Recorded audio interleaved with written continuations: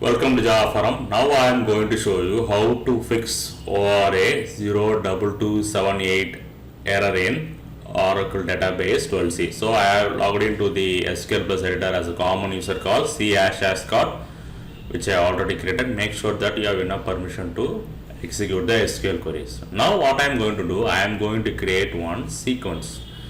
So I am going to create one sequence called sales sequence. So I am typing some query.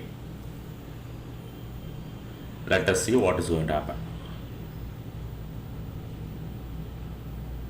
Okay, see here, it's throwing ORA-02278 duplicate or conflicting max value, no max value specifications. So what is the problem here? See, max value I mentioned 2 times. So that is the cause of this error. So this error is similar to the typo error. So typo error means mistakenly you have typed something. Okay, so you can correct it. So min value, I am typing min value. So now SQL query is corrected, sequences got created. So this is the fix for ORA-02278 issue.